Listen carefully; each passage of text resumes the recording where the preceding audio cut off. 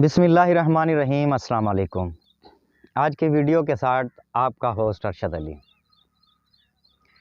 आज की वीडियो में हम डिस्कस कर रहे हैं कि करेले की फसल पे फ्रूट फ्लाई के क्या इफ़ेक्ट्स होते हैं, इसके नुकसानात क्या हैं, इसकी एहतियातें क्या हैं, इसका इलाज क्या है। किसान दोस्तों, सबसे पहले आपको ये बात जहन में रखनी चाहिए, फ्रूट फ्लाई कभी भी आपकी फसल पे रस नहीं चूसती, आपकी फसल को खाती भी नहीं है।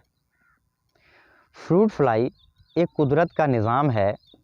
ये अपने नर से मिलाप के बाद अपने अंडे देने के लिए किसी भी फल का जो है ना वो इंतखाब करती है, और ये फल आपके करेले का भी हो सकता है।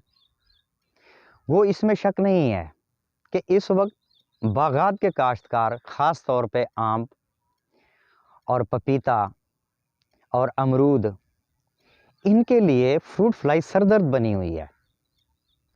और ककर बीट्स वैराइटीज़ जिनमें खीरा है, खरबूजा है, तरबूज है, टिंडा है, इनके लिए भी काफ़ी परेशानी का बाइस है।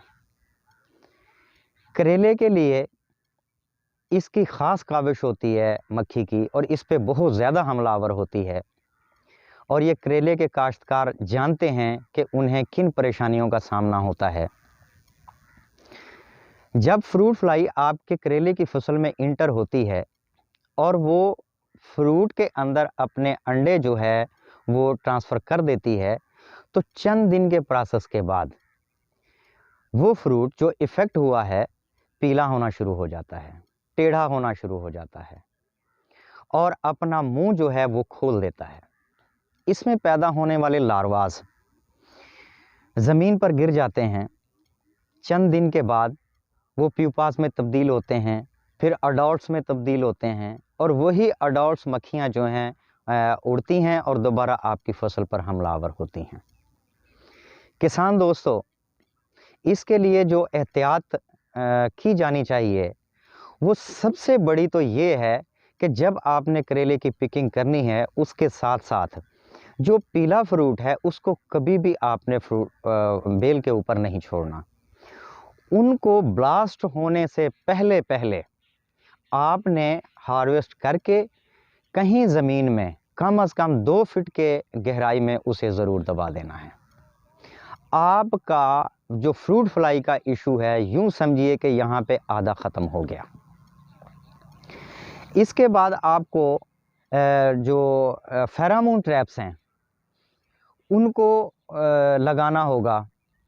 इनमें मैं कोशिश करूँगा कि नेक्स्ट टाइम जो ट्रैप्स हैं उनको बनाने का तरीका, उनको लगाने का तरीका, ये सारे चीज़ पे मैं एक वीडियो तफसीली बनाऊं और आपके लिए अपलोड करूं। तो फ़िलहाल यहाँ पे मैं ज़िक्र करता जा रहा हूँ कि एक खेत में कम से कम 5 ट्रैप्स आपको ज़रूर लगाने चाहिए। फ्रूट फ्लाई का जो नर है वो उसमें कैद हो जाता है, और जब वो कैद हो जाएगा तो मादी के साथ वो मिलाप नहीं कर सकेगा, और इस सूरत में मादा मक्खी जो है वो कुछ भी करती फिरे आपकी फसल में, वो आपके फ्रूट्स को इफ़ेक्ट्स नहीं कर सकते।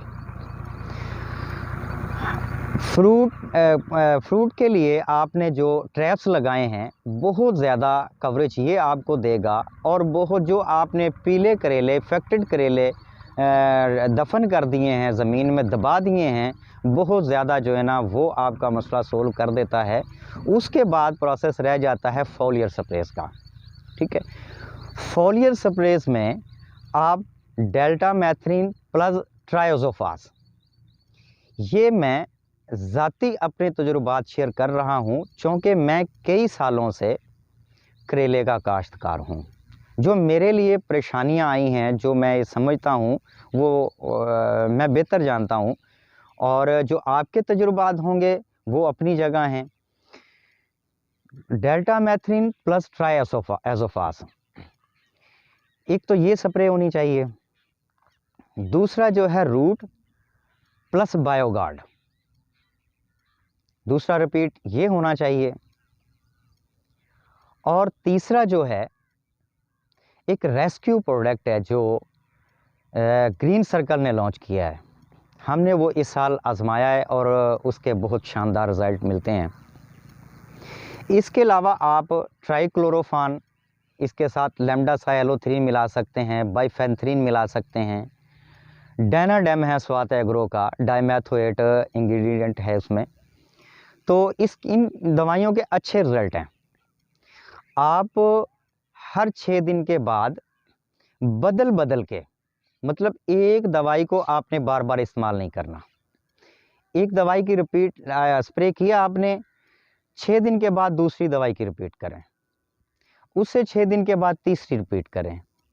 तो हर रिपीट में आपने दवाई को तब्दील करना है और हर 8 दिन के बाद आपने वो जो ट्रैप्स लगाए हैं उनको तब्दील करना है।